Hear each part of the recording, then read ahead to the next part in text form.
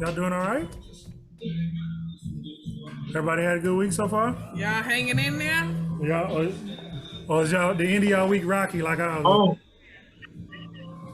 I thought the concrete jungle was gonna get mine was. yours was. Hey, shalom, Shabbat Shalom, shalom, son. son. Mine was. Shalom.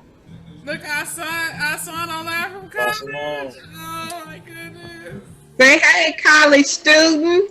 Hey, Oh, Shalom. Hey. hey, Naya, Shabbat shalom, baby. Oh, look at them, they go. Um, Shalom. y'all out there surviving the storms, huh? Man, All right. Early. We got Check a this out. full house. See, Sister Shanta in the house, Keisha P. Keisha Man, I P sure in the appreciate that, house. sis. I Keisha appreciate that. P, yeah. Coach Angela Hey. in the house. Coach Angelique in the house. Coach T. Kimberly in the house. Kimmy. Shabbat shalom, family. Shabbat Shabbat shalom. shalom. iPhone, is that you, Coach Latasha? Koti Shatana. Coach How's the Shatana? baby? How he feeling? He feeling better? Uh, uh, Keep your head up, yeah. sis. Keep your head up. The pressure's boy, right? Yeah. Look, the pressure's so heavy, and it's As that you can see, I promise you, we can't be nothing but diamonds under this kind of we're pressure. not at home. Dang. When it's all said and done, we're gonna be diamonds, baby. Keisha B in the house. Shabbat shalom, sis. Pressure's increasing, boy. And big sis Antoinette. Thank you guys. Yeah. Thank you guys so much. I love you guys. No, we I love you love too, you sis. too, Do sis. do whatever you need to do. We understand if you whatever you got to do is all good. Okay. Okay, Let absolutely. us know if you need us, sis. We here. We Yeah. gotta be here for each other. I'm telling you, precious. It's a lot Absolutely. of pressure. It's a lot of pressure. And we gotta be there for each other. Yeah. We was just saying that before we started recording. Sure did. You know, there's a scripture that says that it's one of the writings, it's not scripture, it's one of the writings of Paul that says that there's no test that is individual to any of us that our brothers and sisters aren't also enduring or haven't also endured. And you know, when I think about that, I think about the writings in Hebrews where it talks about Messiah being a perfect high priest on our behalf because he also endured all the things that we had to endure. Even in Isaiah, it says that our stripes were upon him. You know, he was stricken on our behalf, not because he did anything wrong, but he was bearing our stripes on our behalf. So it's like, we got to keep that in mind that, you know, whatever we're going through, our brothers and sisters going through the same and maybe even worse because, you know, there's highs and lows. You may be going through it today and somebody else riding high today. And you may be riding high today, the next day, and somebody else going through it tomorrow. And we always got to keep those things in mind.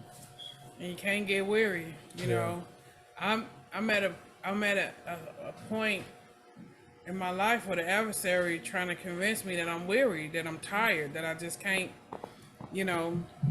And it's so easy to just be like, I give up. It's so easy to do that. But we've seen in scriptures the punishment to those who give up. Because just imagine if the Messiah gave up, you know, just he could have done so many things to save his life in that situation. And I mean, you know. Yeah, so what the book say, take up your stake. You know, it's not just a quotable.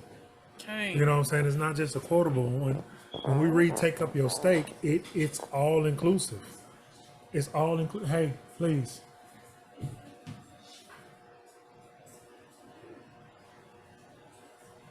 It's all inclusive. You know, all the things that go along with it. The ridicule, the standing tall in the face of adversity, And test. the perseverance, the tenacity in the face of it, yeah, all adversity, all of that, all goes along with it. But the good thing about it is that we don't have to go through it alone, Okay. and that's why fellowship is important, and that's why family is important, and that's why compassion is important, and patience is important, and humility is important. Even when they hard, even when you find yourself really reaching and digging deep, to find that patience, and to find that kindness. We all struggle with it. I don't know about y'all. I struggle with it. We're just thinking about this. Short fuse and short temper sometimes. It's all that. something sweeping over the earth. Now the difference between us and those of us who don't have, Messiah, who don't have that anchor, holding us in Comforter. place. Cain. People going crazy. The pressure is causing people to crack. Cause like you say, where's your anchor? What are you anchoring yourself to if you don't have Mashiach, if you don't have the Comforter? These stories that I'm hearing, I just read an article where they say the lady and her man was riding the car and on expressway, and he turned on the windshield wipers to clean the bugs off. You know how when you ride in cross country or whatever, you get all the bugs on your window. So he turned on the windshield wipers to clean the bugs, the fluid to clean the bugs off the car. And I guess some of the fluid hit the car window and back of them. And I think they said it was like a Camaro, like one of them real sporty cars. But she said the people in the Camaro got so angry. Apparently, that was the straw that broke the camel's back for them. And it caused the driver to completely snap. To the point, she said he was trying to run them off the road. He was driving real sporadically, like coming back in, shooting back in front of them. So finally, she said her husband was like, I'm finna pull over and have a talk with this guy and see what's his deal. She said her husband got out the car. She was undoing her seatbelt to get out the car. She said before she could get out the car, she heard pop, pop, pop, pop, pop. She said they didn't even slow down, stop or anything. As soon as her husband, father of like 4 or 5, I forget what she said, as soon as he got out the car, they lit him up. All because he turned on his windshield wiper fluid and some of it hit the window on the car behind him. Everybody's fuse is so short. It's like it's not taking much, you know what I'm saying? But think about that horse. Think about is it the red horse or the black horse? The one who had the power to take peace from the land, to take shalom from the land. In line that with the Messiah saying in the last days, because of lawlessness, the love of many gonna grow cold, meaning the love gone. Disrespect of parents, just you know what I'm saying? It's crazy. Yeah, it is. But again, the beautiful thing in that is,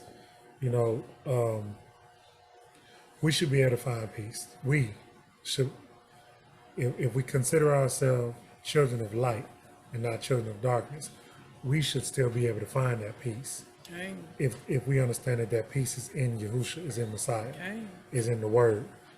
And so, an elder told me one time, and I tell Rib this sometimes when it gets to seem like it's too much to bear sometimes. He said the adversary's job is to take small things and to make them seem like they're so big that you can't see around them, right? Like a literal example. It's about perspective, right? My hand is this size.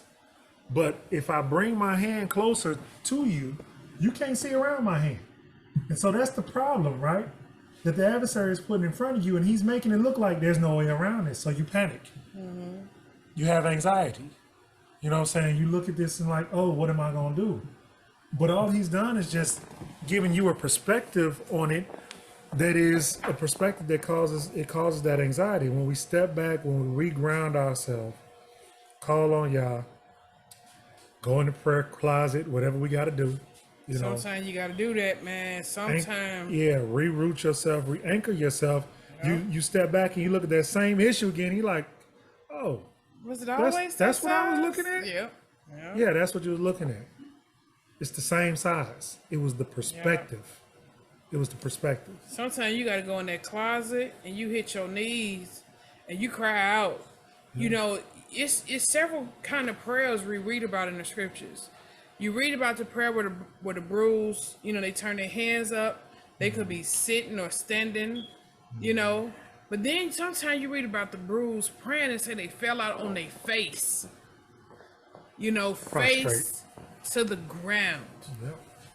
You know, and you praying, and sometimes, and I promise you, Abiyah, it's a sense of a pin being stuck in a balloon, releasing all the air and the frustration. You know what I'm saying? That's what that kind of prayer does. That you know, it's different. It's different levels to pray. You know, the Day of Atonement. The Day of Atonement is one of them days where Abiyah, you know, call for the bruised to, man, put your face on the ground. I did this really good breakdown about, you remember that Lamont did that breakdown about the different stages of prayer in the scriptures? And so he broke down all the different kinds of, I think it was like 3 or 4 different kinds of prayer position, you know? And then you see sometimes the bruised rent their clothes and cry out. You know, it's like a, you know, it's from the pit of your spirit. You know what I'm saying? You crying out. Several times we read about Moses doing it. We read about David doing it. You know, they rent their clothes. It's like a, you know, and you cry out, man. Certain different prayer gets certain kind of attention. Shalom, Shalom, sis. Cope. Was that you on the iPhone earlier? Come on to the mic.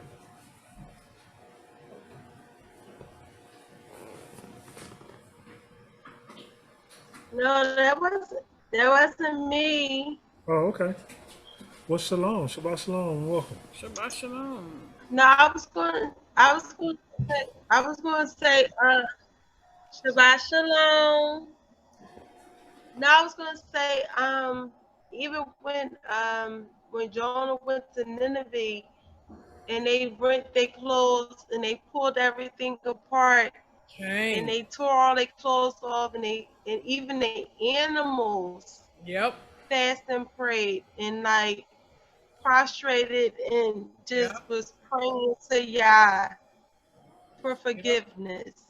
And Yeah. then That's a different type of prayer. That's a Like, different that's type of a prayer. different type of Yeah, surrender. Yep. yeah. And Yep. they submissive. Like that's just please. All out. Yep. When Jonah told, it's a different type of prayer. When the whole nation, everybody was just in prayer, like. And when he went to the king and he told when he got back to the king and the king told everybody, like, not the animals, not the servants, not the high priest, nobody, everybody, dust yourself in ashes and just go in prayer because we're Yeah. trying to save our nation. And if he told us this, we're trying to save ourselves. That's a different type of prayer. Yes, it is. And they were spared. They were. And they were spared. Shlomo said the same thing. And they was you know. scared. Yeah. He said when we realize what we have done and we turn back toward the land and face the land and pray and ask for repentance, he said he asked that y'all hear us when we face the land and pray and ask for repentance after acknowledging our sin. And Yahuwah say the same thing. When you acknowledge that I have been contrary toward you and you have been contrary toward me, and you turn back toward me and repent, then I will hear your prayers. if you really think about it, that kind of prayer is a humbling. You know what I'm saying? Because especially if you add like fasting to that, so you afflicting your being, and you crying out. You know what I'm saying? And it's like, if I'm being honest, in our vanity, we don't that's never our first thought. You know what I'm saying? Uh, it's never our first, our go-to humble ourselves like that before the Father. And so that's why he reward that kind of humbling, crying out. It don't matter who looking at me, it don't matter how my hair look, my whole spirit is crying out to Abiyah. And you know what I'm saying? That's a very humbling act. It is. And sometimes you got to do it. Sometimes stuff going on in your life, you got to go ahead and, man, you got to hit them, hit the face to the floor. Get some dirt on your knees. Man, cry out fast. You know, fasting is a lot. Like, you know, fasting, you know, we fast now, but I can remember when we first fast. You know, it was a giant of a thing. Like just simply fasting from sun up to sundown. Or from sundown to sundown. That was something, you know? Fasting. Yeah, Praying. and like, especially in times like what Cote is dealing with. If I got a family member that needs to go in the hospital, or somebody dealing with surgery or something like that, that's gonna be, for me, probably an automatic fast and prayer, Yeah. not just a prayer situation. Yeah. You know, I want to dedicate everything that I can to prayer and supplication in this time. Because what else matters? What else matters at this point? You know. So yeah, our prayers are definitely with you, sis. And Coach Leslie is also here. Coach Leslie, welcome back. hey, shalom, sis. And our Welcome back. prayers are with you too, sis. Thank you. You know, Scripture say where two or Thank more are you. gathered in Shabbat His name, shalom. He is there. You know, so it is power in He's numbers. in the midst. Yep, it's definitely power in numbers. And the Coach Christina, she was telling me, you know, our prayers with you too, sis. Okay. I think you was telling me about your Thank brother. you. Telling me about your brother. Is he okay? Yeah, he's okay. Okay. Yeah, so far he's been doing pretty good. Okay. Hallelujah. And the Coach Angelique, how are you over there? How are you and the boys feeling? We are hanging in there. We're doing a lot better. It's just that after COVID coughing, a little bit of feeling tired, but we're doing really well. Thank you. Hallelujah. Hallelujah. Yeah, fam, know that, and I'm gonna ask the same of y'all. Know that when we pray, you know, when we pray here as a family, we're praying for everybody. We're praying for all of y'all. You know what I'm saying? We're praying for the nation, and we're praying for those that we actually know in fellowship. But even people we don't know, and we ask that y'all keep us in y'all prayers as well. Definitely, you know, I ain't turned down no prayer, especially in the name of Yah and Yahusha. Let me tell you something. Ever. Y'all family under, you know, we we under a lot of pressure. And sometimes, you know, feel like we walking on thin ice, just ready to crack from underneath us. And it gets to the point where we know that the only thing we can do is just put the next foot forward. Okay. That's the only thing we can do, you know. We know that the enemy is busy. And like Shlomo said earlier, he magnify things. He magnify things until he calls you to crumble, you know.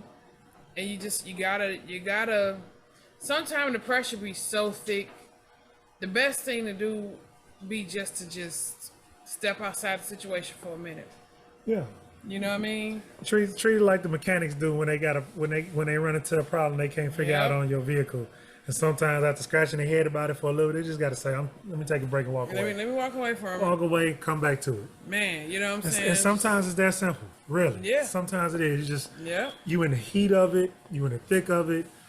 It's again, it seems insurmountable, and you just got to step away for a minute, if it's possible, Yeah. if possible. I think of all the people who, in those moments, done something that they later regret. You know, you think of the people that's filling the jails, and you know, I knew a brother who killed his brother. You know, and you think of that, and you wonder. Shabbat only- shalom, Aki, how you doing, bro? If only you had stepped away for a moment. Okay. Stepped away and until the demons stop talking to you, or until you rebuke, ask Abiyah to remove them. You know, you later, you got to live forever with that decision you made under that kind of pressure. You always regret those decisions. Yeah. You know, Remember we read about rash utterances and things like that. Those all fall under the same category. yep. You know, we got to be wise and tempered, like Messiah. Perfect example. He was the perfect example. You know, and sometimes, yeah, you walk away when you need to walk away. Okay. But family, on another note, we are closing out the book of Numbers. What? So hallelujah. Closing out the book of Oh, they Numbers. hugging. Oh goodness. Oh, All that's right. so sweet. All right. Y'all really Hallelujah. excited about that, huh? Oh, okay. Yeah. Okay. They ain't paying attention though. So, I think we're picking up in Numbers 33 this week, correct? Mm-hmm. 33, 34, 35. No, we didn't. We didn't do 32? Oh, help us out, y'all. What was the last chapter we read? Oh my goodness. I gotta go look it up. We're on 33. 33, right? 33. Told out. Okay. See, Okay. sometimes I'm wrong. Not usually. Yeah, I was we on 33. Oh, okay. Yeah, Okay, this the hallelujah. last go round. So we got 33 through 36. So y'all want to push on through? We do 4 chapters tonight instead of 3, and we- close it on out. I thought 36 was the last chapter. What I say? Sure. All we got is 3. 33 through 36. 33, 34, 35, Oh, 36. Okay. 36. Okay.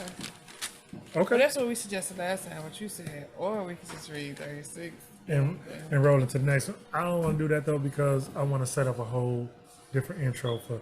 If y'all notice, in order for it not to be mundane, I try to put different intros for each book we read. Kimmy said we did 29 through 31 last time. So we need to read I 32. think we're on 32. Oh, somebody looking it up on YouTube. I hear you. We on I heard 32. Uh-huh. Oh, you heard it. I'm sorry. No, you good. It's all good. I had to double check. We on 32. 32. I did the same thing, Tasha. Oh, okay. You know, I be on YouTube. That's where I used to watch the videos. That's my go-to. So here's the thing. We can read 32, 33, and 34 and come back next week and do 35 and 36, or we can read 5 chapters. Let's go and do 3 this week. Because we do 3 hours just reading 3 chapters. We do. All right, fam. We'd be 2 o'clock in the Yeah, morning. because We I try have to do all. questions. So I don't know. Okay. So picking up, we Because still. I have questions. I fell asleep Sunday. No. look at you. Go ahead. What's your question, sis? You fell asleep during the harvest. But when I woke up. You gotta go back and rewatch it, from the very beginning. Say Sunday? She meant Saturday. You meant Saturday, sis? Saturday, Shabbat. Okay. Yeah, that's what I missed Saturday. See, I held out like almost to the end. And the next thing I know, when I woke up, I heard you saying, for those who were asleep. Still sleep. But she said Sunday. Right. I remember saying that too. I say for everybody who got their cameras off and sleep. Oh, right. You can always tell the cameras go off. And you like, oh yeah, they didn't nod it all It's off. all good. It's all good. That's when I woke up. I learned my lesson. I remember this group we used to fellowship I with. said, I hope I wasn't snoring. Is that why he said that? Well, just for the record, when my camera is off, I'm not asleep. Right. I got you, sis. But, No. Neither am I. Look, I learned we used to fellowship with this group, and we used to use an app. Oh, I was gonna say, I got my mic fixed. They used to use an app that had a monkey call on it, right? And I forgot my camera was on, and the teacher of the group was teaching, and I was talking about I was out, like, good mouth open, everything. We had ate good. I had the itis. And my friend did the monkey call on me, so it made they send it to you personally, and it sound like a real loud monkey. Be like, you know what I'm saying? Scared the heck. Wow. She was like, and then she had me on camera sleeping like that. I was like, oh no, I gotta turn that camera off. Look, it's all good, fam. I'm just joking with you. I realized that the majority of y'all probably weren't asleep, but I also knew that it was a possibility somebody may have been asleep. But look, that's how we recorded. That's why they recorded. If I was sitting up listening, fam, I'd be asleep sometimes. I ain't gonna lie, because it's a Shabbat. I know. So it's a blessing to have the ability. I said, me and baby boy, we both snore. And so, yeah, that's why we record them and post them back up on YouTube. It's all good. It's all good. Look, ain't nobody over here throwing stones. Nah. All right, so picking up in Numbers. Oh, I'm sorry. Did you ask your question? I'm sorry, sis. Go ahead.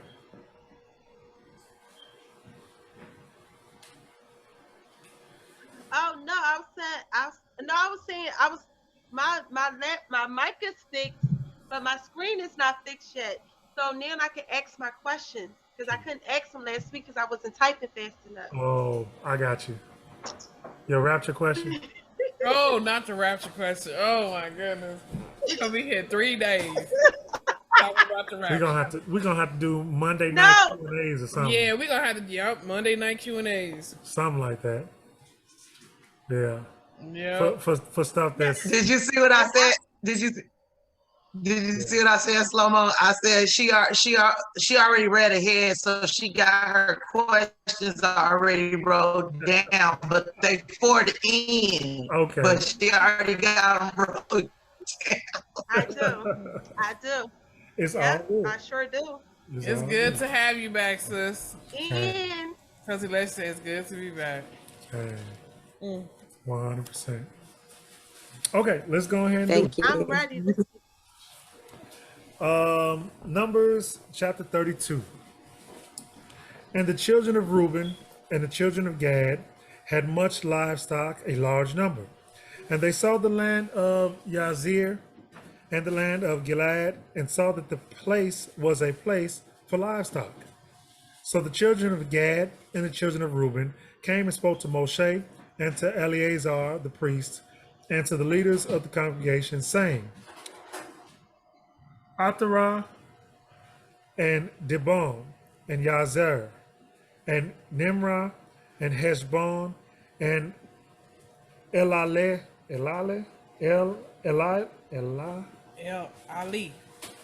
Okay.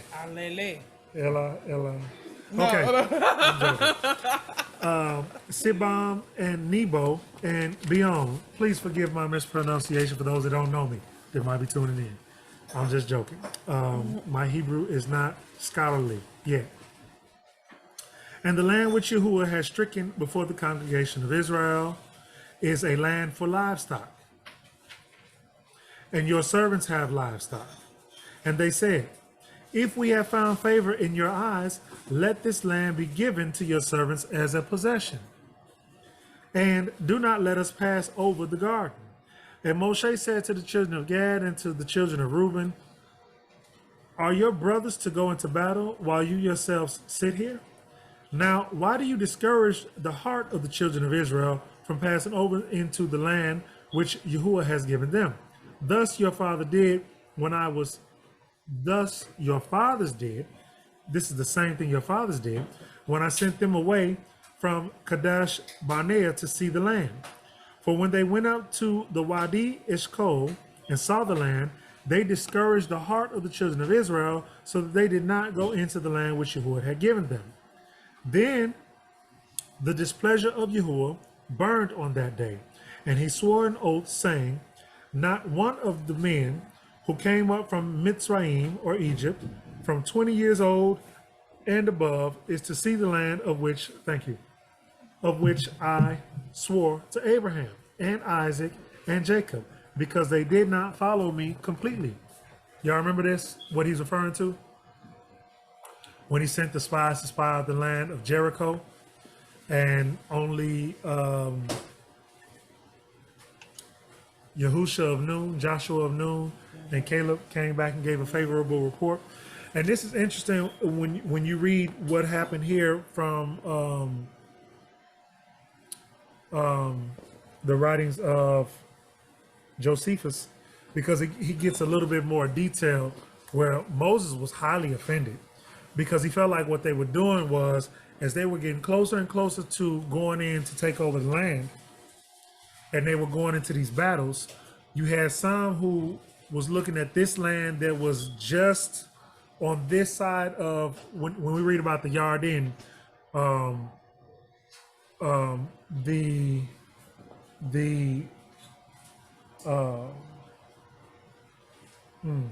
the river of Jericho. Am I thinking of the river of Jericho? I can't remember the river. But when they talk about going across the Yarden, the Jordan, thank you. Once you crossed over the Jordan River, that was then the land that Yahuwah was saying he was giving them. So now they get up to the river, and they like, this land look good right here. Like, they know that across that river is the Canaanites, right? That land at that point was still called Canaan. Y'all remember what happened, how Canaan took over that land. And so Canaan was willing to fight to keep that land. They felt like they had took that land so many generations before. And at that point, even though the land had been divided and it was supposed to go to Shem's descendants, Canaan had took it over, and it had been so long since they was in it, they felt like it was theirs. Like the covenant was going to be forgotten. Like the promises that they fathers made to Noah was going to be forgotten. And here come Shem's descendants encroaching upon their borders and finna cross over. And so Moses basically was like, I see you. I see what you're doing, right? You don't want to go over here and fight with the rest of your brothers. And so you two tribes are saying, I want to take this land over here. This look good. I got a lot of cattle. This look like cattle land right here. Y'all go ahead over there if y'all want that land and fight for that land. But we done fought enough.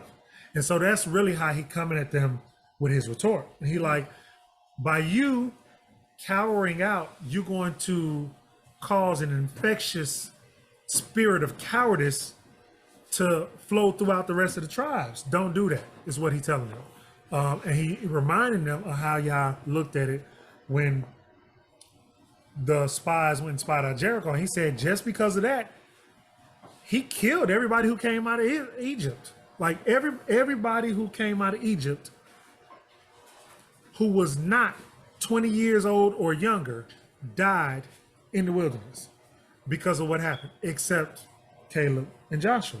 And so that's what he reminded them. He's saying, I see you. You looking mighty familiar. Anyway, so he says, verse 12, except for Caleb, son of Zephanah, the Kinziite. Who's reading the KJV version?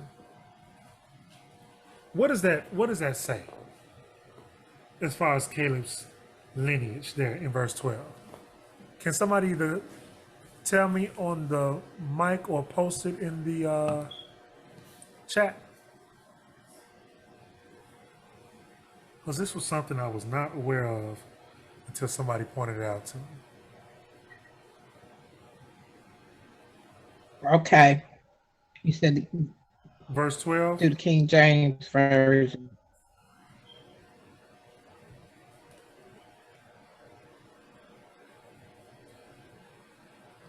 Okay, y'all ready? Kenzanites. Kenzanites. Kenzanite. I spelled it. Okay.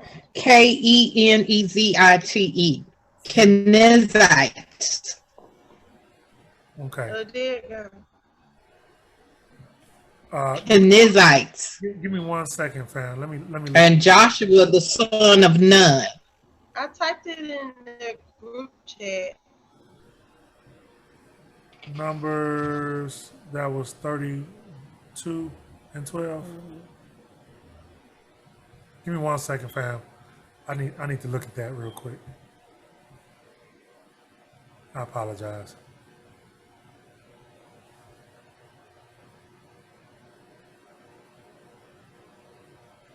Descendant of Kenaz. Kenazites. Okay, I'm not gonna speak on that. I thought somebody showed me something, but I don't see it here obvious. Kenaz. The name of an Edomite and 2 Israelites. Kenaz. Okay, never mind. I'm not gonna speak on it because I'm not positive. I have to see it somewhere else. Okay, I apologize. So, except for Caleb, son of Zephanah, the Kenzanite, and Yahusha, son of Nun, for they have followed Yahuwah completely. So the displeasure of Yahuwah burned against Israel, and he made them wander in the wilderness 40 years until all the generation that had done evil in the eyes of Yahuwah were destroyed. And see, you have risen in your father's place an increase of men, sinners, to add still more to the burning displeasure of Yahuwah against Israel. For if you turn away from following him, he shall once again leave them in the wilderness, and you shall destroy all these people.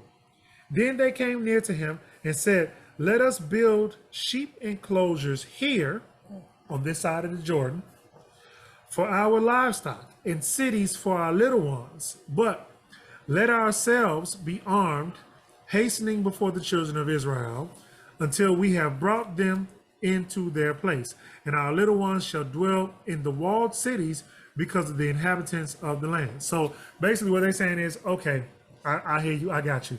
Just let us set up a place here for our sheep, build a place for our children and our wives, and then we'll go into battle with y'all. And now they saying it like that was their intentions all along. Like, no. You mistook us. No, we was going into battle. We just saying we really like this land. Let's lead them here. And so Moses accepts that, but Moses understood what they was really saying at first. So he said, it says here in 18, we shall not return to our homes until every one of the children of Israel has received his inheritance, big brother. For we shall not inherit with them on the other side of the garden or the Yarden and beyond, because our inheritance has fallen to us on this eastern side of the Yarden.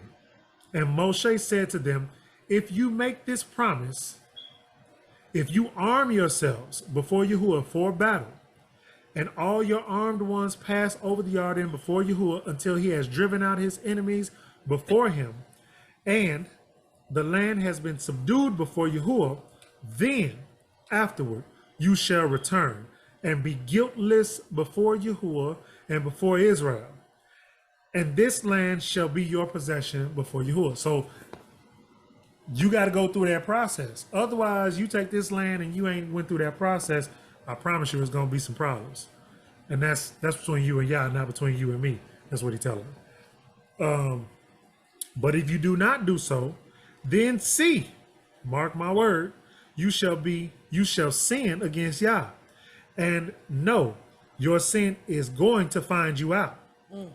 Build cities for your little ones and enclosures for your sheep, and do what you have promised.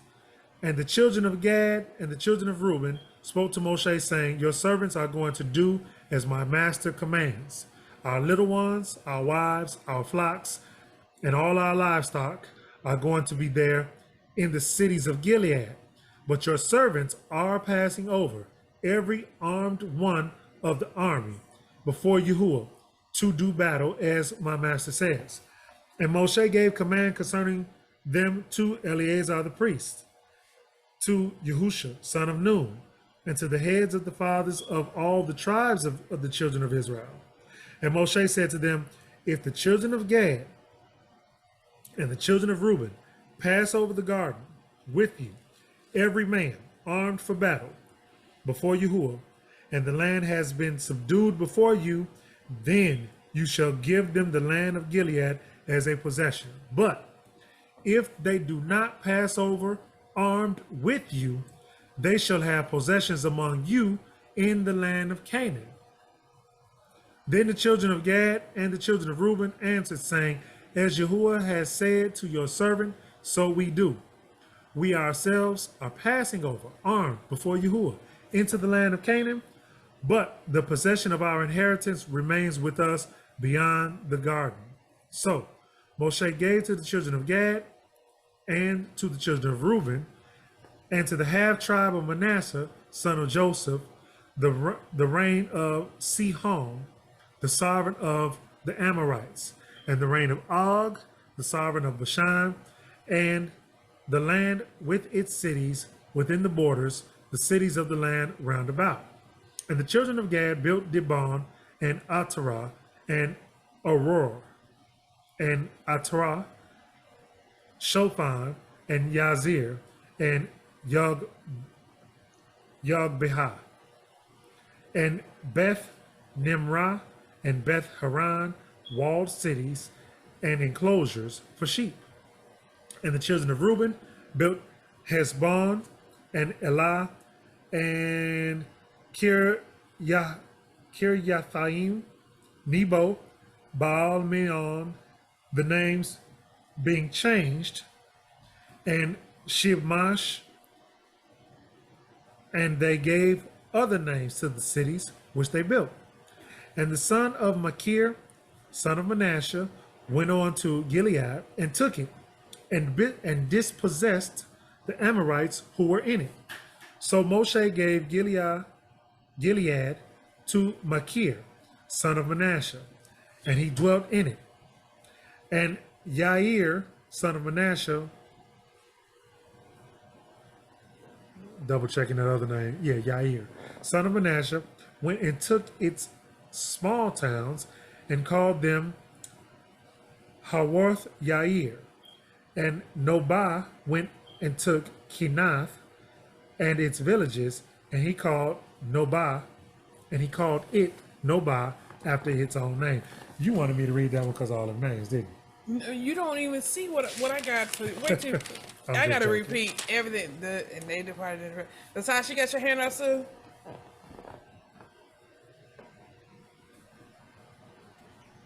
I do. So Okay. before you go into 33, I have a question. Okay.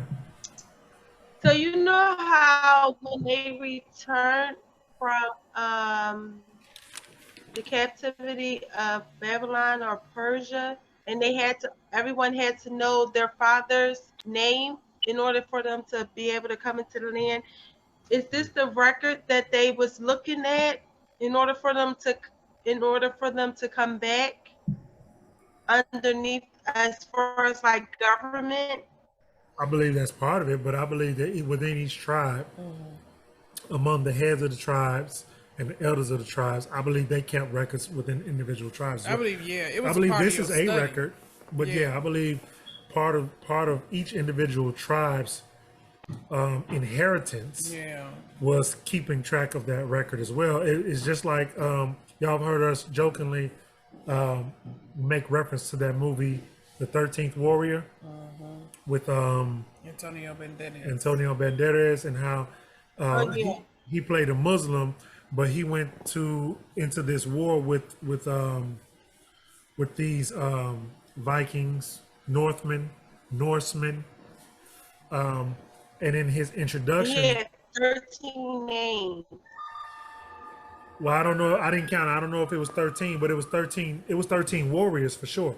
But he was introducing to himself to them for the first time, and his introduction to them included him listing his heritage. So when he gave his name, he said he was, like, let's just say I said my name is Shlobo ben Israel. Well, no, that's we skipping a whole lot of people between me and Israel, right? So it would be for me Shlobo ibn my father, Ibn his father, Ibn. So it was Ibn because he was speaking Arabic, but Ibn and Ben mean the same thing. So part of his routine introduction of who he was included listing his lineage proudly, right? And so I believe that, yes, that was part of our custom. That was something you would have. So you know how we teach our children? Okay, your address. Right. And if you ever get lost, it's your phone number. And stranger danger. Yeah. You know, and never get in nobody's car. You know, your lineage would have been part of your custom. This would have been part of something you was taught right along with how to count, how to, you know, so who your father was, who his father was, you know, and we did on the mother side too, who your mother was, what her lineage was, you know what I'm saying? And I believe they would have had those records within the tribes, but I also believe those records would have been matched up and brought to, how many times are we supposed to appear before the temple, according to Torah? Type it in the room. 3. 3 times a year, right? 3. So I believe, good job. Oh. I believe that part of our going to the temple those 3 times a year would have been to bring our family ledger so that it could be documented among Levi as well, being that the scribes were in the house of Levi and at the temple. And so you would have a matching record at the temple among the priests that matched your family's individual history, because it's a lot of history. Even the servants, like the servants could trace their history. Yeah. So that's why when that's why Abiyah made one of the things, a part of the curses was us losing all that. That was all taken away from us. When they brought us to this land dressed in loincloth, and they told everybody in this land, we found them swinging in trees, while all our real belongings was in their chests. A part of what they took from us was our ledgers. So you can only for so long be like, okay, they took our ledgers, but I'll never let my children forget. But that's why the grafting in is so important. Yeah. And that's why it's important to understand the divorce and the adoption, or the grafting in as well, as it pertains to us, right? I know some people think that pertains to the Christian church. That pertains to those that was broken off, and then those that want to be grafted in with them, yes. But first and foremost, Yeah,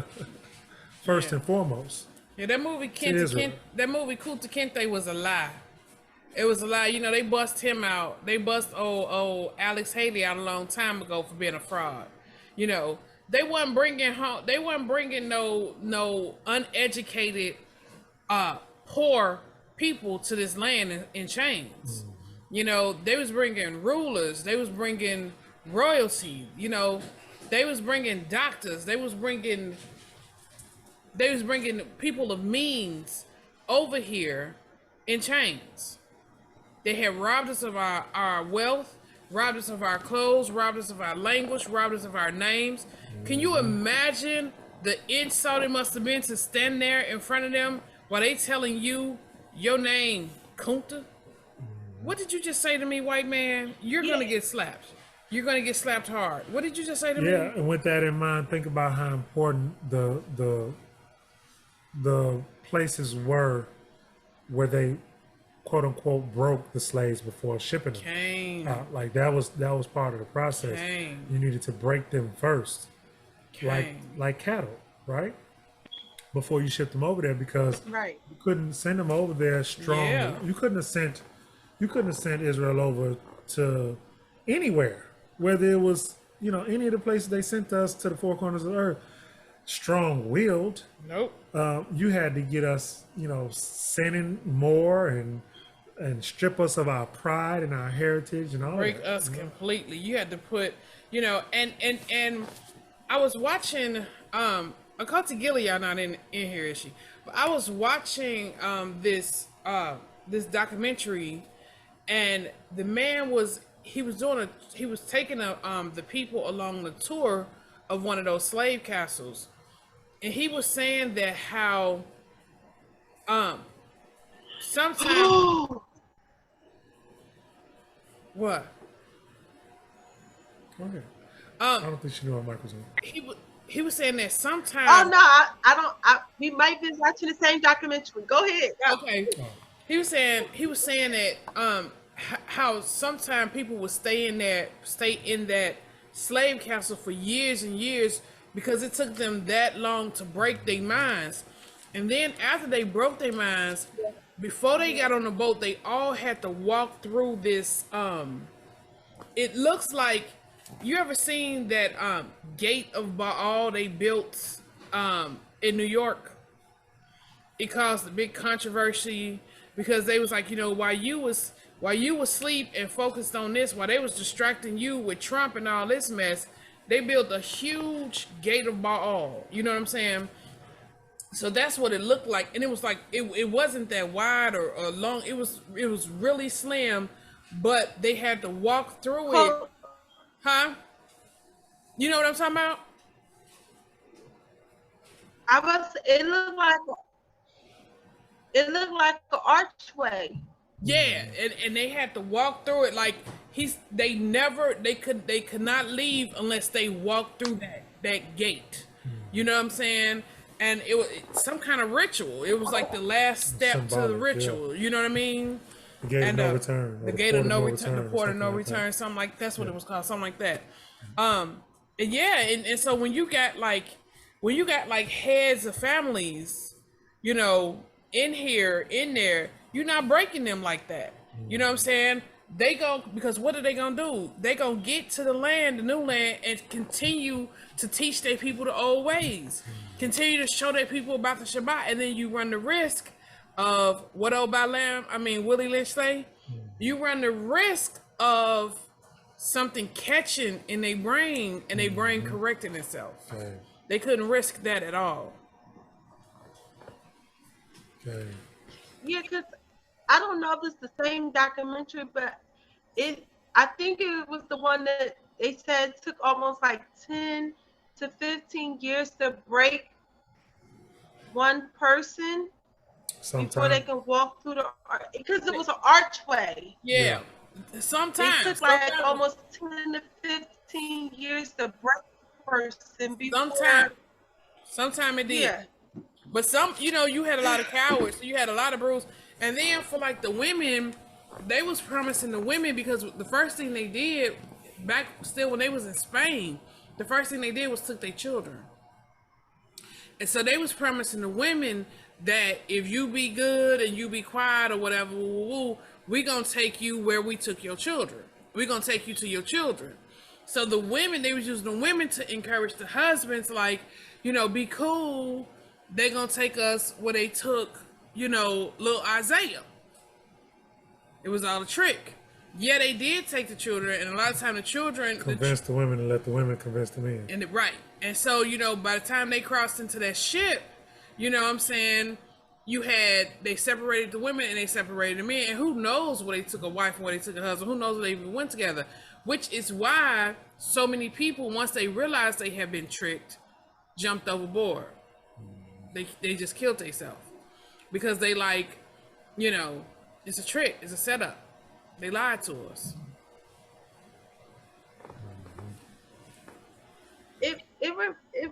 when you talk about the women, it reminds me of the Psalms when they say it's the sorrow of losing a child. When they Yep. lie to the women, and like it's hard to lose.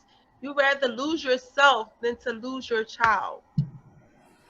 Yep. They lied to the Brews because at first they told the Brews that the only Brews that was getting taken to the New World was the heretics, was the Brews who insisted on keeping the Shabbat, or insisted on calling on the name of Yahusha instead of Jesus, or insisted on keeping Passover instead of Easter, or you know what I'm saying, swing or sawing instead of boost. You know what I'm saying, or boost instead of sawing. You know what I mean?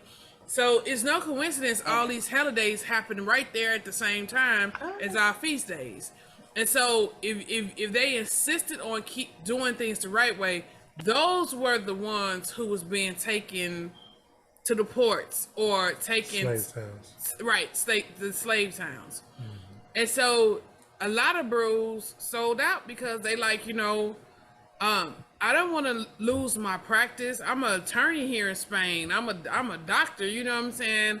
I'm wealthy. I'm a poet or whatever may have you.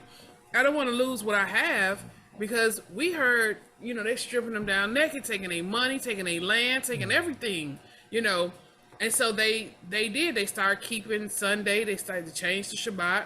They start, change the Messiah's name. They did everything. And they were still, man, look, that slave money got so good, man. They were snatching brews from everywhere. Like, it wasn't safe. They didn't care who you was. Wall Street was banging. Wall Street a beast had been born.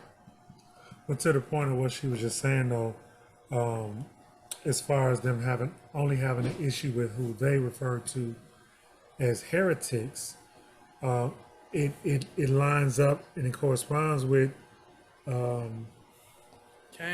Revelations, where it says that the dragon was wroth with the woman and poured out her wrath on the woman, but then it specifies it wasn't everybody, it was those who kept the commandments and had the testimony of Messiah.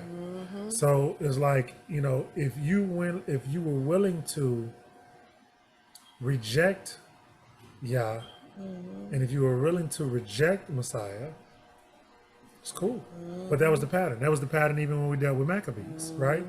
And that was the pattern again at the time of 70 AD, and that was the pattern again during the time we were in Spain, and that was the pattern again when they were threatening to ship people off to the slave towns.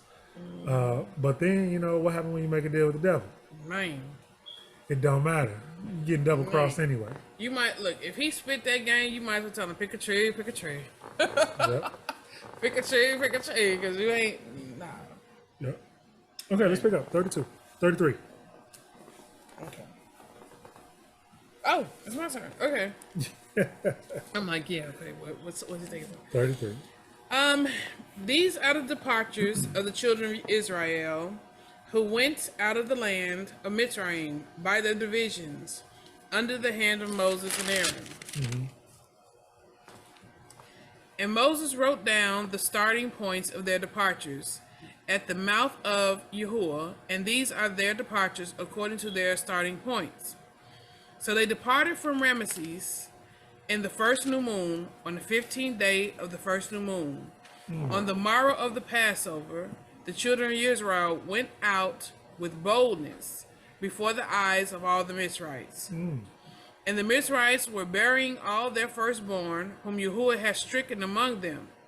Also on their mighty ones, Yahuwah had executed judgment. Then the children of Israel departed from Ramesses and camped at Succoth.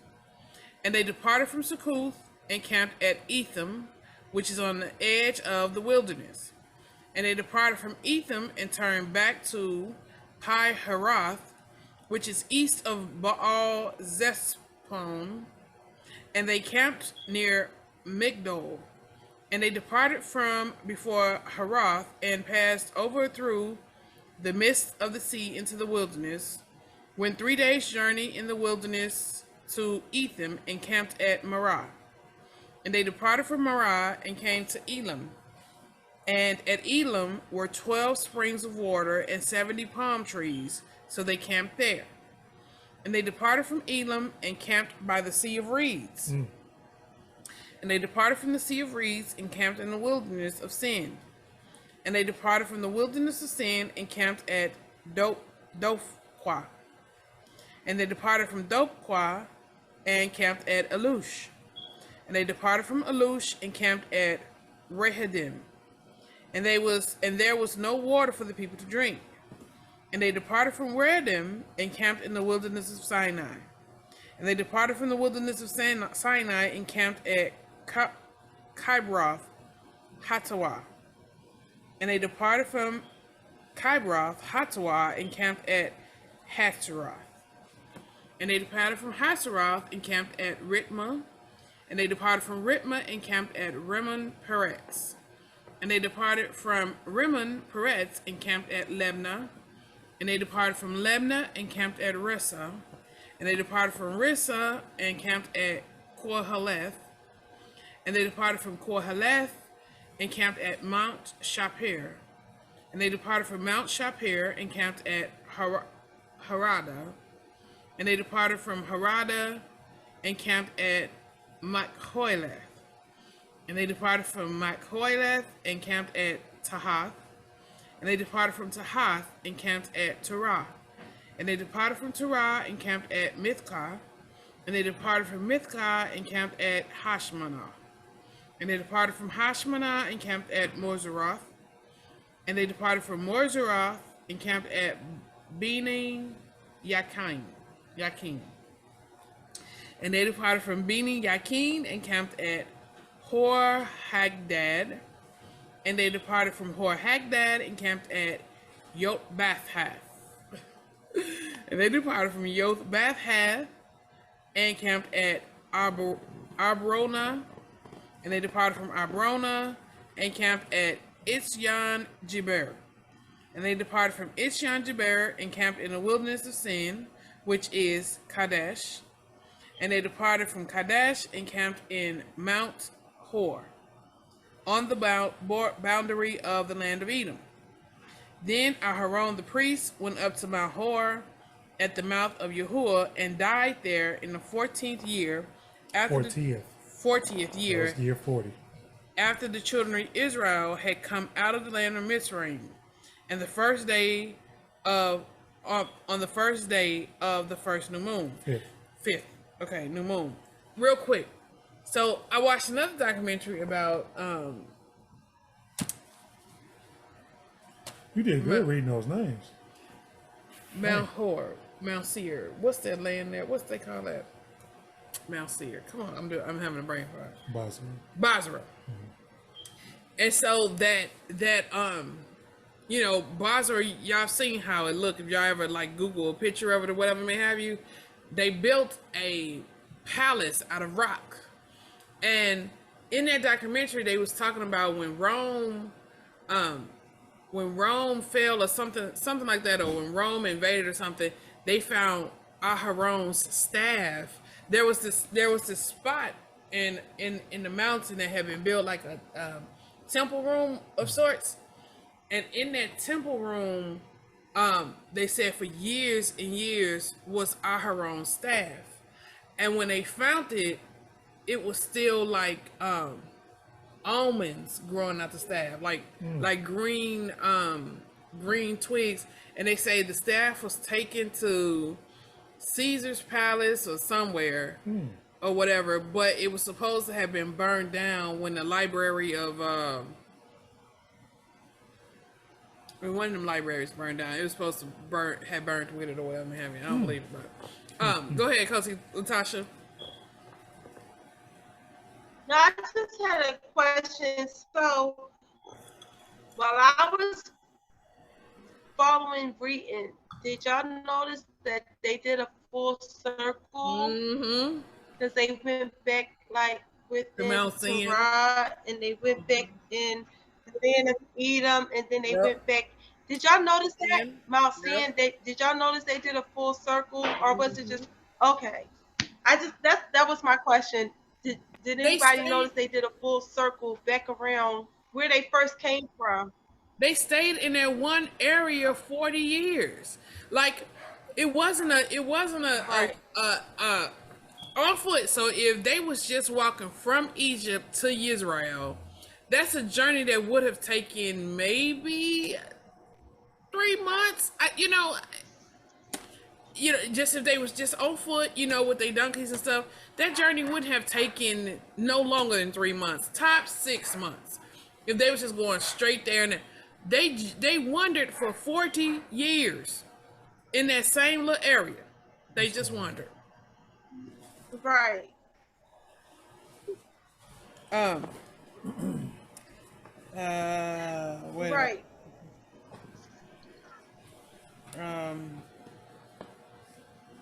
Okay, so they departed from. I think you're Wait. on. Now Aharon was 100. Now Aharon was 23 years old when he died on Mount Hor.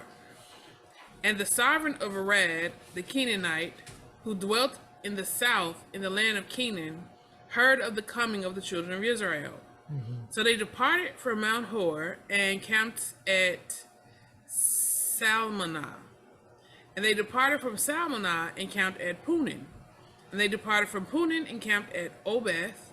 And they departed from Obeth and camped at Al-Ha-Abrim, at the border of Moab. And they departed from Ain and camped at Debon Gad. And they departed from Debon Gad and Gad. And depart and so I was saying God, huh? Okay.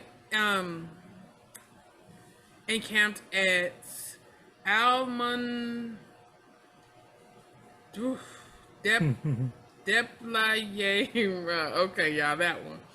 And they departed from Almon Deplayman and camped in the mountains of Abrim before Nebo.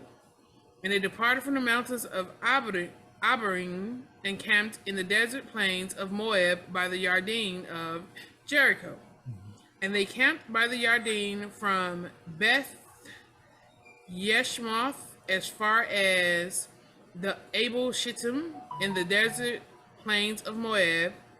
And Yahuwah spoke to Moses in the desert plains of Moab by the Yarden of Jericho, saying, Speak to the children of Israel and say to them, when you have passed over the Yarden into the land of Canaan, then you shall drive out all the inhabitants of the land from before you, and shall destroy all of their engraved stones, and shall destroy all of their molded images, and lay waste all their high places.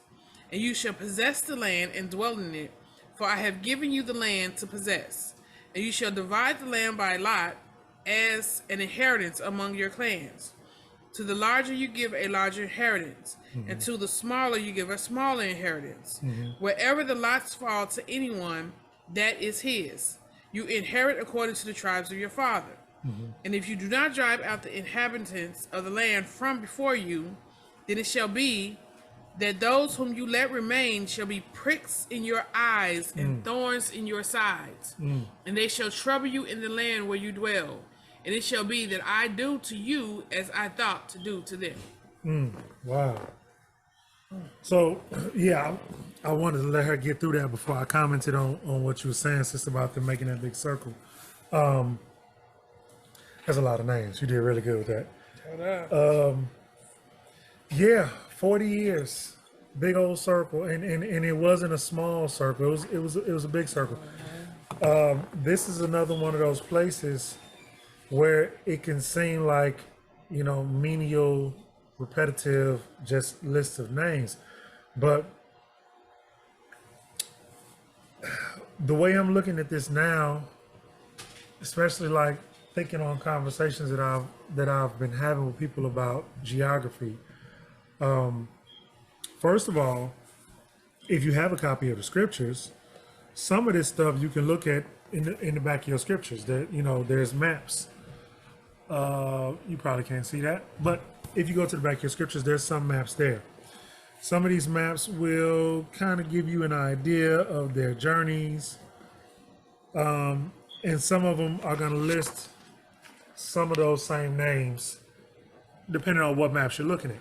But if you really want to do a more detailed study, you can find old maps. You can find ancient maps. May take a little bit of digging. And I think it would be interesting. I haven't done it, but I think it would be interesting to actually look at on a map, if I had a big enough map, and actually mark the path that they took, and where it tells us how many days it took them to get there, because that may reveal something. And this is, I was thinking about it as she was reading it. This is how studies are inspired, right? How long it took them to get from this point that was named that in this month on that day of the month to that point. And then what that journey looked like on a map. I know you said circle, sis, and I agree with that, but the details of exactly where it was. And then I would even say, as we've been reading this, we see that each one of these places that were listed were named what they are because of something, because of either an event that took place at that place or an individual who was at that place and it was named after that individual. That's interesting. So now what do these names of those places mean? In the order that they arrived at them at. There may be something there. I'm speculating. The other thing is, yeah, it shouldn't have took 40 years to get from point A to point B. But y'all said, as we just read in the chapter before, you're not going into that land. You who didn't have courage enough and belief enough to understand that the same one that just brought you out of Egypt and killed all of your enemies over there was going to also successfully bring you into the land.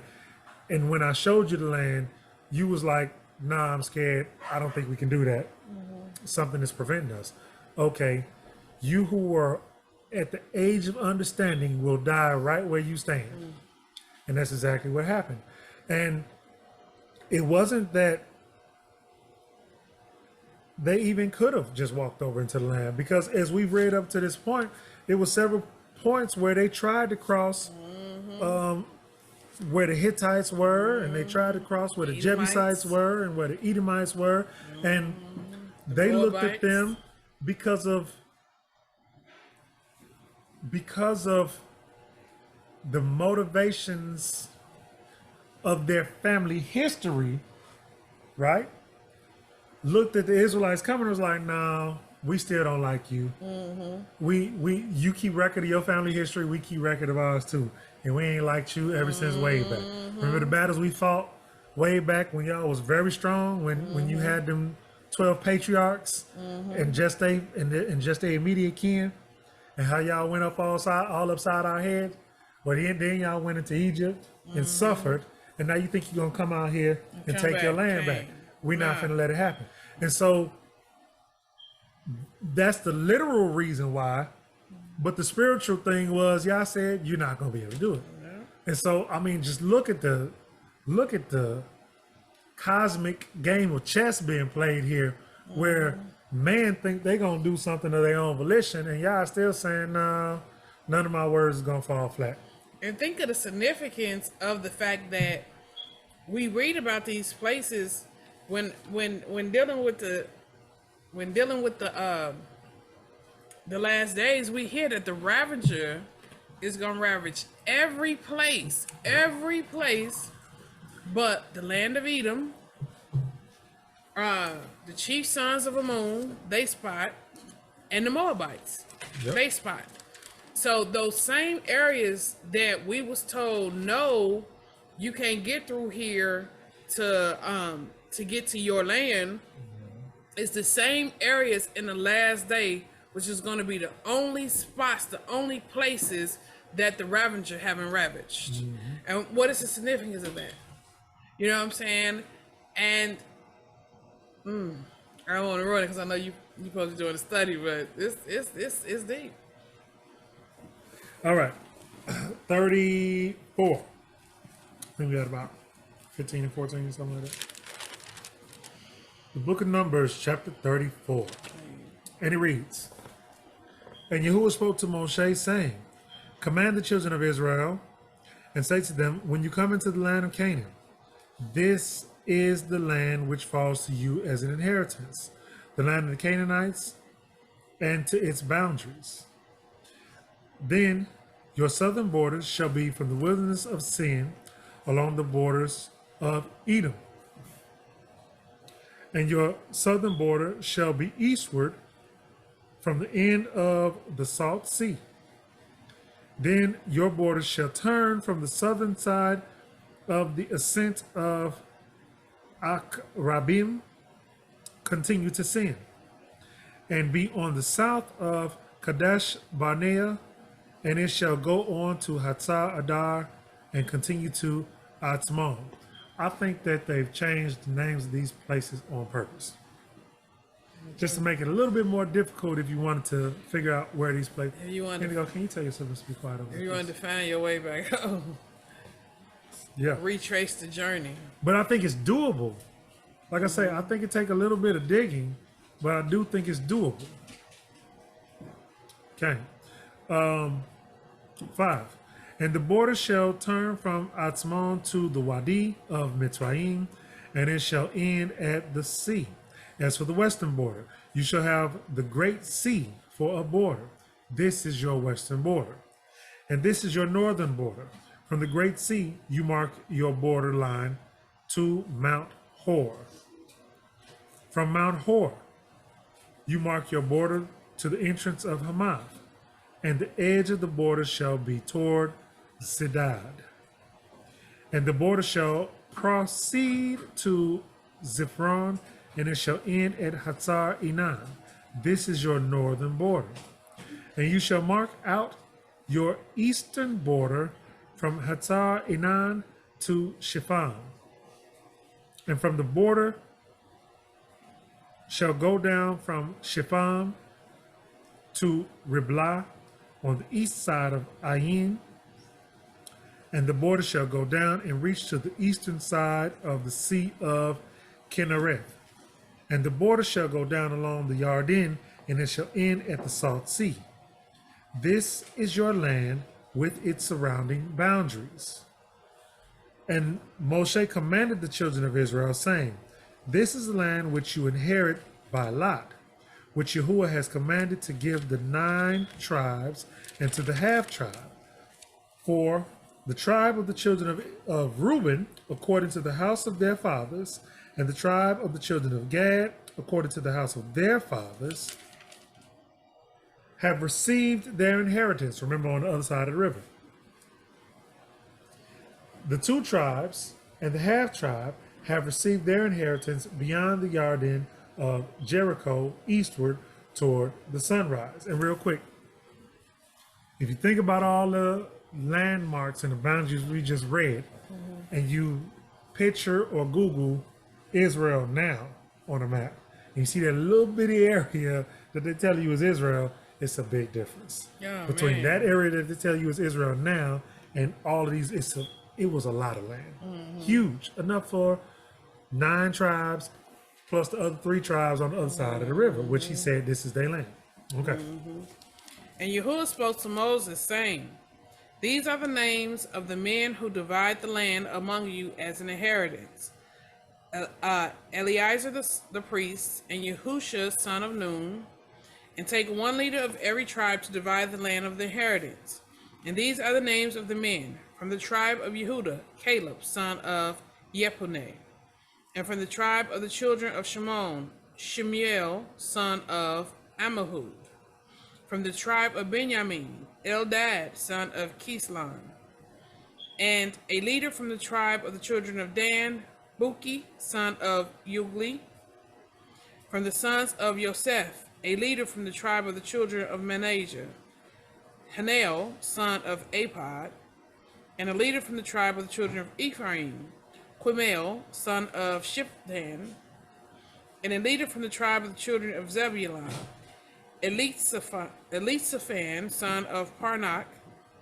And a leader from the tribe of the children of Issachar, Patuel, son of Azan.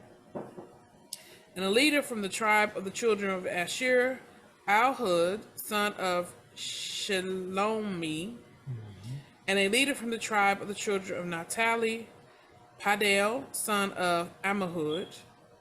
These are the ones Yahuwah commanded to divide the inheritance among the children of Israel in the land of Canaan. So you got the priest, Eleazar, Joshua, and one of the leaders from each of the tribes. Hallelujah. Caleb was the leader of Judah. Cain. All right. Q and A. Anybody got anything? Coach Natasha got her hand up. Okay, go for it.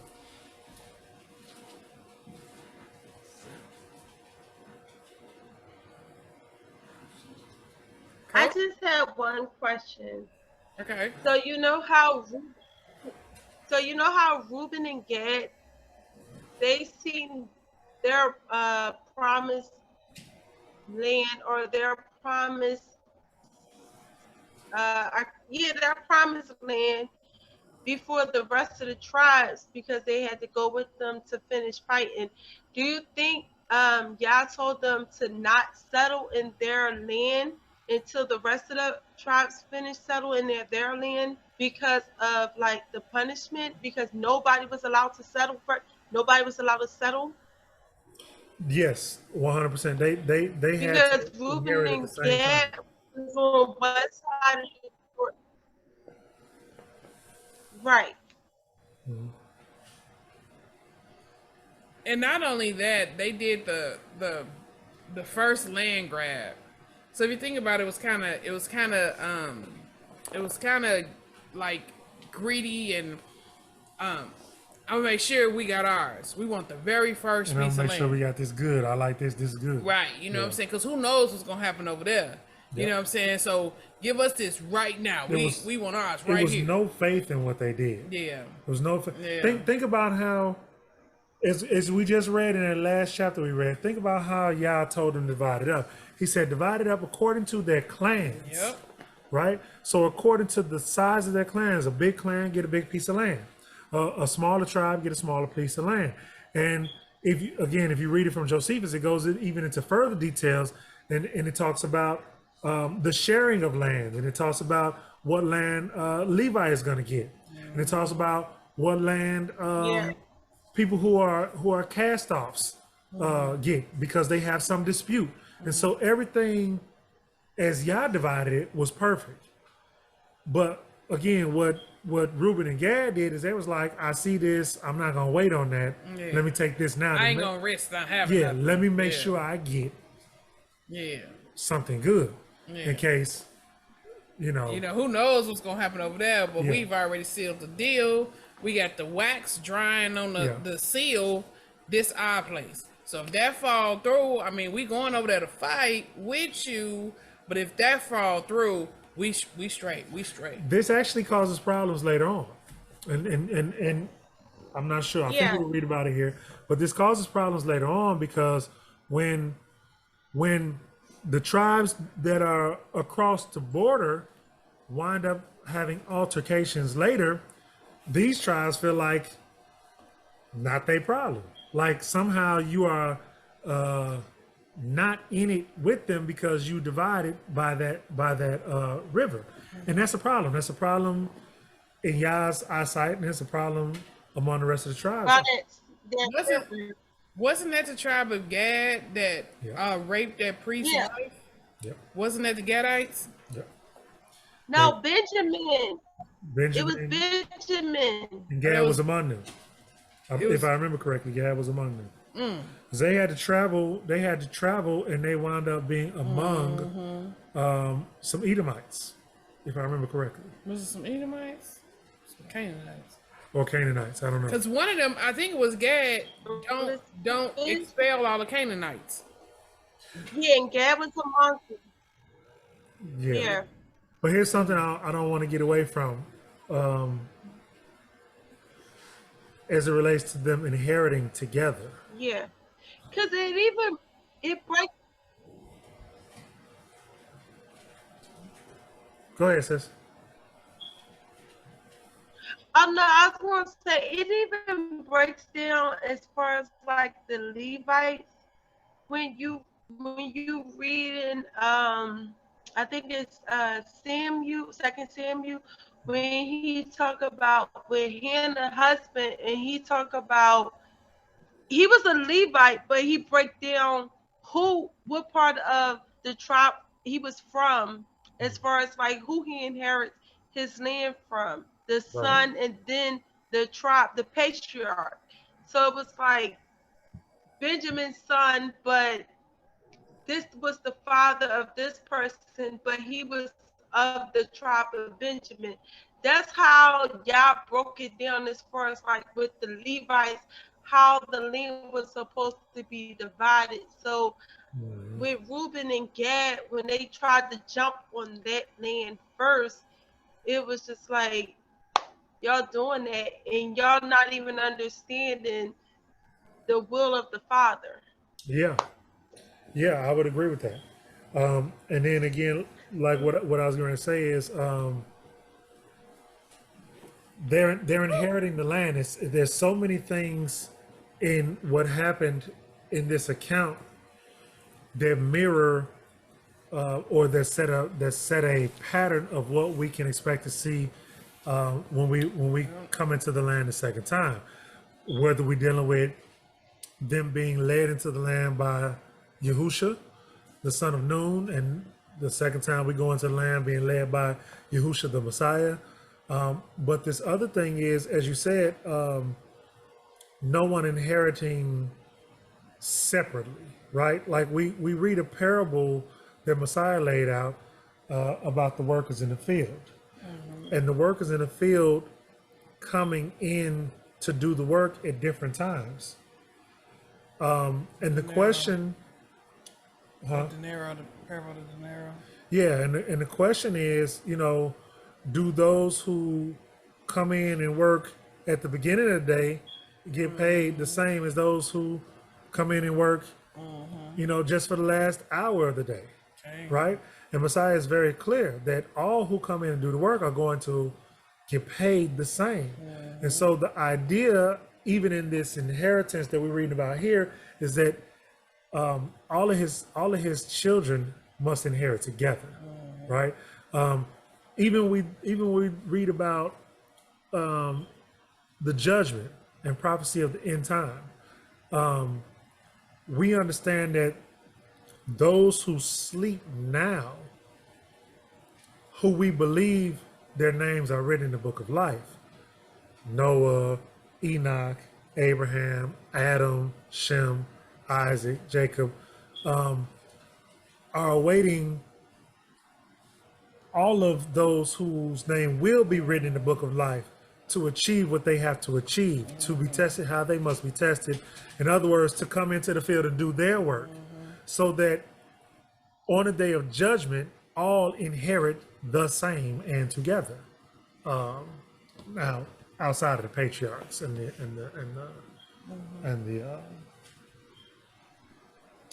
what they call them, the Talmudim, the taught ones. Messiah's crew. There's a special place for those. Yes, it is. Yes, it is. Akoti Gabor.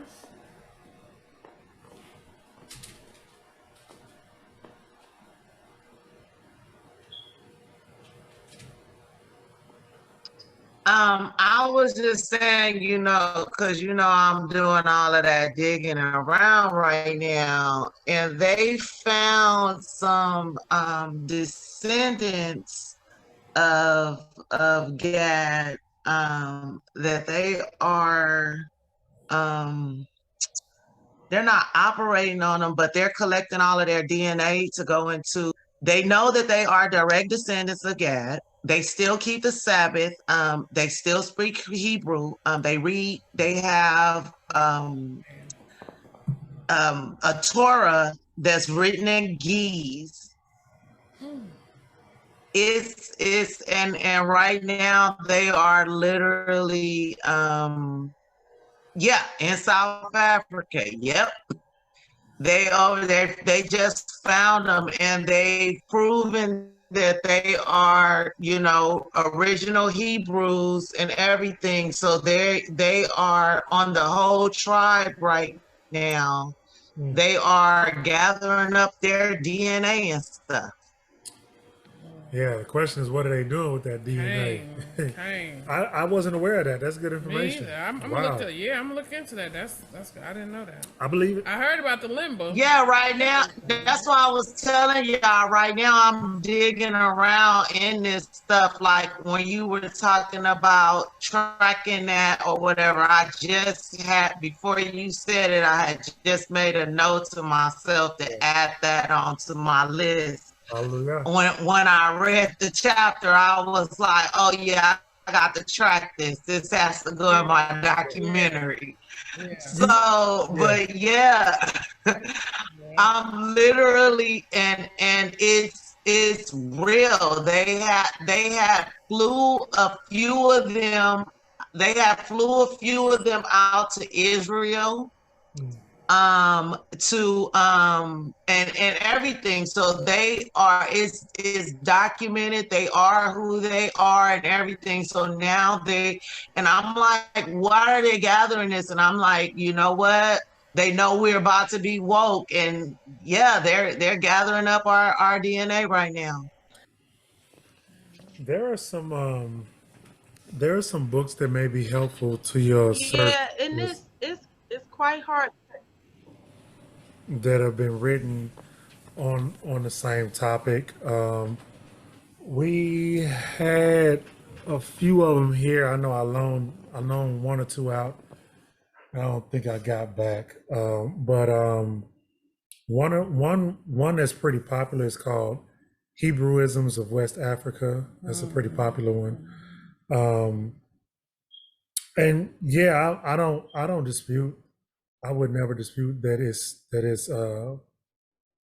Israelites tribes in Africa still to this day, South Africa, as well as everywhere in the world, because that's what Scripture said. What's that? You ever looked at that Agdagadron? What's his name? The one that he really went into. You did an interview with him. The interview. What's your name? It's escaping me right now. But at the same time, I would say this. I don't find it coincidence that as we are waking up more widely here in America, that at the same time, now you got everybody saying to Israel, more than just who was saying it was Israel at first, because Ashkenaz been saying to Israel, Britain been saying to Israel, but like me and Red was in a hardware store one day, and this Gentile, I mean pale, walk up to us, and we just asking him for help finding something, and he wanted to get into all these conversations about his ancestry and all that, and finally was like, yeah, because I'm black, and we was looking like, he was so serious. He was okay, serious. yeah, because a lot of people don't realize, you can't tell. He was so yeah, you can't tell what serious. people mix with by their skin tone. I understand that, but no, I'm just saying I'm kind of being funny with it. But he was like, it was my great grandmother who was 1/10 of a. Yeah. What? All that being said, what matters is the DNA. So like if they matching the DNA to the DNA of Israel and of, I think you said Gad specifically, then it is what it is. That's DNA don't lie.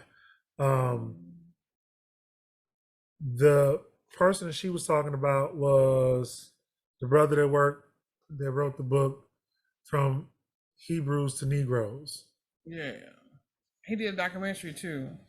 And he didn't. Was it Ron? No. Yeah. Was it That's on my. That's in my my Amazon already. Okay. So he also did a couple of lectures. Ron Dalton. Ron Dalton. That's it. Ronald Dalton. Yeah, that's it. He also did a couple of lectures, and gonna be completely honest with you in giving my opinion. His lectures, especially the first couple I saw, very informative, very good stuff, especially as it relates to the DNA of Shem, the DNA of Ishmael, where they're mixed, what that looks like, where the DNA of Shem and Japhet are mixed, what that looks like as it relates to just looking at DNA. Historically, in recent history, you have had certain people finding their Jewish lineage by matching their DNA to Ashkenaz, right? So you got to actually look at the DNA. You need to know the DNA. Okay, sis. She said that Coach should tell us that we praying for you. Sis. Okay, sis, definitely keep you in prayer. Okay. So be aware of the DNA, what the coding looks like, and then know that there are some who are matching their DNA to Ashkenaz and saying they're Jews because their DNA match Ashkenaz, as opposed to they're Israel because they DNA match Shem, or their DNA match Gad specifically, as you said, or their DNA matches Judah specifically. I don't know if anyone has. I didn't know. You said they have. I didn't know that they had gotten specific to tribes and being able to tell this is Gad, this is Judah. I didn't know that, and I'm not saying they haven't. I'm just saying I wasn't aware. But that's interesting information. But now you did a really good. Like, if you ever follow, look at Benaiah Ben Israel's videos. He through just the ledgers from the Spanish records, the Spanish ledgers, matching that. He used Spanish records, Spanish ledgers with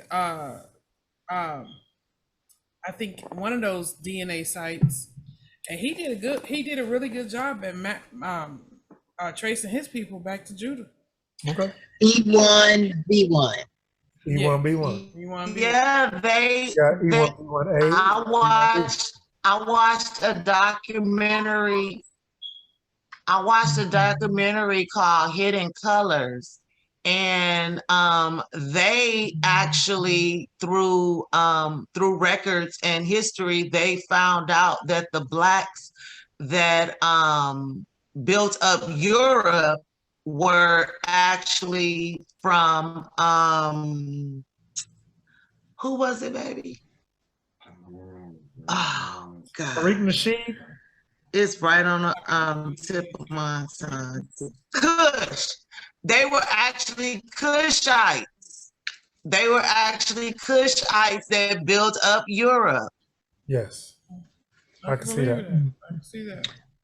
Also, with Benaiah, he did with Lakesh, and they found the remains, and you know how you could do the DNA, Lakesh, who were like the original people of that area of Judah and all like that, but you know.